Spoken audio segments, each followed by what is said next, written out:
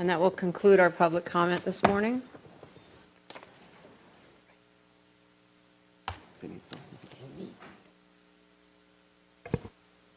Good morning, Chair Bochco and commissioners, and also Coastal Commission staff. I'm going to lead off the presentation. I'm Denise Erkeneff with the South Orange County chapter of Surfrider Foundation.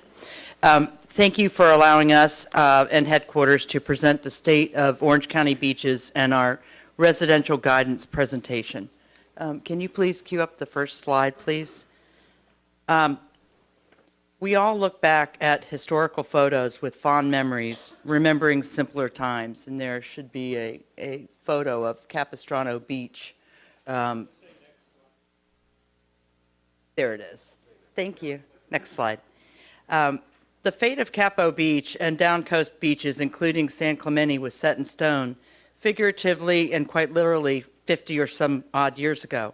This local example of extreme erosion and degradation is very simply defined by the construction of the Dana Point Harbor, the urbanization of South Orange County, and the channelization of the San Juan Capistrano watershed, which enters the ocean at Doheny State Beach. For decades, more sediments have been transported away from the beach than replenished. This is very simple and an equation grounded in science. And next slide, please. Thank you. You're seeing real-time photos from over 10 days ago.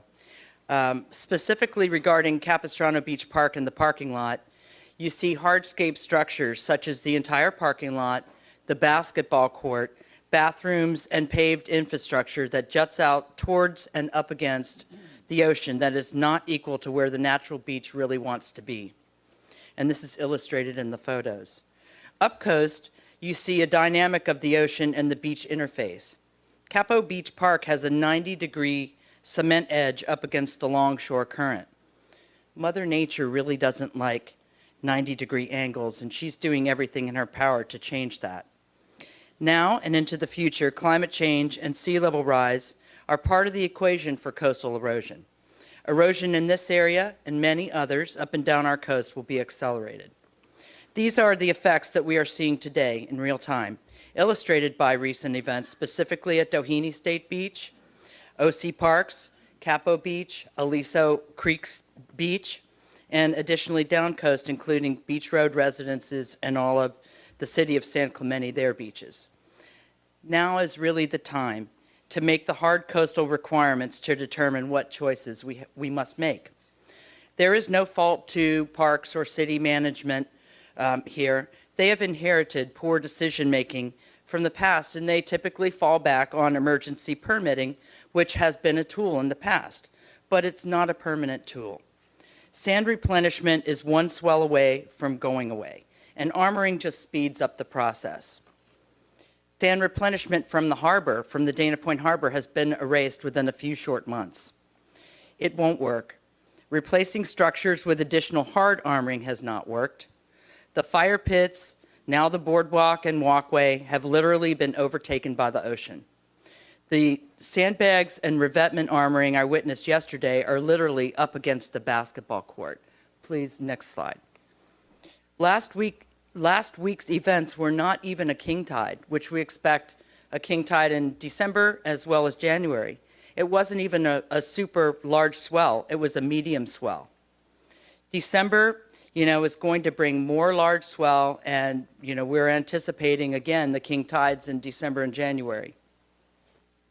Let's stop giving the false pretense that continuing to spend good money over and over won't bring the inevitable consequences of Mother Nature.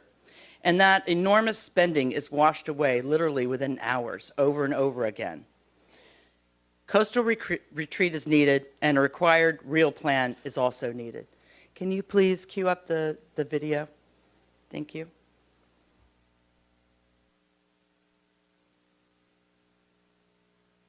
Sideways palm trees, a fallen walkway, just part of the destruction along a small stretch of Capistrano Beach in Dana Point.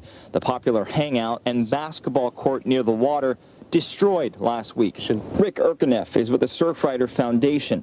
Orange County Parks officials said much of the damage was discovered Friday morning after the storm and heavy surf conditions. It happened pretty quick, and it wasn't even really that high of a high tide. So I couldn't imagine on a king tide, on an 8-foot tide, what it would have done. About half of the wooden boardwalk collapsed, much of the sand washing away. Longtime residents say erosion is always an issue that's only gotten worse, some say because of rising sea levels. They've tried to put this all back together, all the walkway and everything, and they redid the basketball, and now it's all gone again. Thank you. So to sum it up, this Park Beach, among other South County beaches, whether they're county, state, or city owned, has been issued more than one emergency permit. And they got prior riprap installation, they've rebuilt, the sidewalk has failed, the boardwalk has crumbled, down coast structures have failed, and the geobags did nothing to stall Mother Nature. In fact, every time the sediments overcome the parking lot and the road leading into the park, those sediments and rocks are backfilling from the north of the park. Ironically enough, even in the emergency permit request for Capistrano Beach Park, they are retreating in that they've diagrammed the first row of the parking lot blocked off by decorative K-rail. A comprehensive plan can show there would be beach access by way of parking on Pacific Coast Highway instead of right on the beach or in the ocean, as the parking lot is becoming its own island. I will now turn over the next portion of our presentation to Mandy Sackett. She's with Surfrider Foundation, and she's our California Policy Coordinator. Thank you. Thanks, Denise. Mandy Sackett, Surfrider Foundation. So I'll just run through a few more slides here so you can see what was happening at Capistrano Beach over the past week. And so, what's happening here in South Orange County's beaches is not an isolated event. It's representative of what's happening across the state and what we can expect more of in the future as sea levels rise.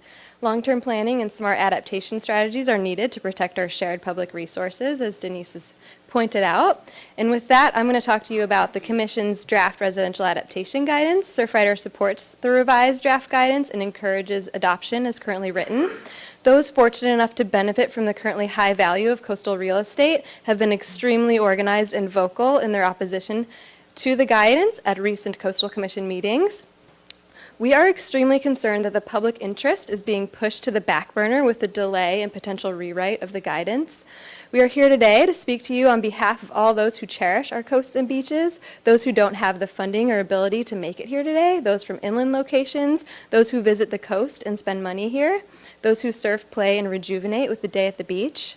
The Coastal Commission is rightly proud of its mission to represent all members of beach-going public and to protect our limited resources. And so we hope you will keep that in mind and keep in mind all those who are not here today, whom you are also obliged. And so Surfrider supporters and other members of the general public care greatly about beach access and coastal preservation. 650 people have sent emails to the executive director since last Friday asking staff to stand by the guidance as drafted. And today we're asking the Commission to support your staff in their efforts to put forth progressive policies that will protect our waves, beaches, coastal habitats, and recreational opportunities.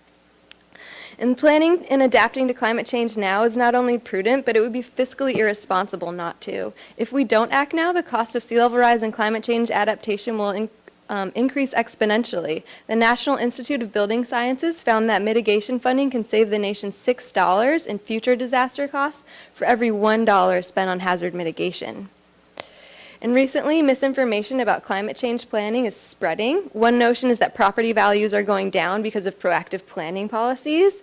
There is not evidence to support that. There is, however, evidence that shows that property values are going down because sea level rise is a thing that is happening. It is happening, and to some degree, and at some point in time, structures will be damaged by it. The sea will eventually win the battle against seawalls and infrastructure in its way, and will be faced with the very costly reality of unmanaged retreat. Recent studies have shown that impacts from flooding from water in the basements to inundated streets have already hamstrung property prices on the East Coast, and there's an example in Hampton Roads, Virginia, where homeowners have lost hundreds of millions of dollars in unrealized values just because of repeated flooding. Indeed, the guidance comes at a critical time in history. A new report by the Intergovernmental Panel on Climate Change released its prognosis that we may have as little as 12 years to act on climate change and slash global emissions in order to avoid the catastrophic effects. And with that in mind, a certain level of sea level rise and climate change is already locked into place, and for that we must be prepared. Emerging research continues to add to the urgency and importance of sea level rise planning. USGS recently found that 31 to 67% of Southern Californian beaches may completely vanish by 2100, and cliffs could recede by more than 130 feet. And this photo depicts Goleta Beach, a glimpse into the possible future of our beaches. I'm going to hand it over to our California Policy Manager, Jennifer Savage, to wrap up. Hi, Jennifer Savage, Surfrider Foundation. Coincidentally, Surfrider today released our annual State of the Beach report card. The report card, which looks at 30 U.S. coastal and Great Lakes states as well as the territory of Puerto Rico, evaluates policies to address climate change impacts, shoreline erosion, and extreme weather. Now, California did earn an A. It's one of the few states that did pretty well in this report card. And overall, it's a good example of guidance when it comes to managing coastlines and planning for future sea level rise. We credit this to you, to the Coastal Commission being a national leader on coastal adaptation. Starting with the Sea Level Rise Guidance document, you must continue to play this role. The guidance is a valuable tool for local governments struggling to address the challenges and impacts of sea level rise, and the Commission must remain steadfast in its recommendations for proactive, precautionary planning. If the Commission backs down now, it will send the wrong signal to local governments who are currently working to navigate the complexities of adaptation strategies. Sea level rise and associated flooding will threaten nearly $100 billion worth of property along the California coast by 2100. Coastal landowners and planners will inevitably want to protect their assets from these losses, which is understandable, but it will just as inevitably come from the expense or at the expense of public resources. Armoring hastens erosion and destroys beaches. If armoring is our go-to response to erosion from climate change hazards, California will lose its beaches. All those places where residents and visitors alike can, regardless of income or background, gather to play with friends and family, appreciate the natural beauty, stand or swim, I guess you can't do both at once, stand or swim while marveling at the diving birds, leaping dolphins, floating sea otters, spouting whales. If you haven't seen any of those lately, I advise you to make some time to get to the beach in between all your hard work. The beach is the heart of our great state, and it propels our economy. We can't sacrifice it.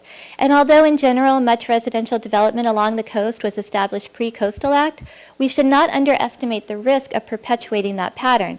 Our collective responsibility, particularly yours, lies in making thoughtful decisions going forward.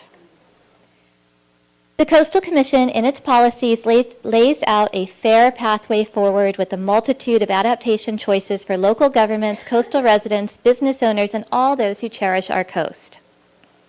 Using a trigger-based approach, governments can rely on a multitude of adaptation strategies.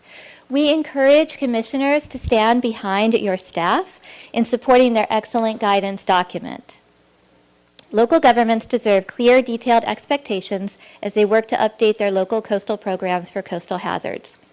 We appreciate staff's diligence and commitment to engaging local planners and the general public as part of the development of the residential guidance document.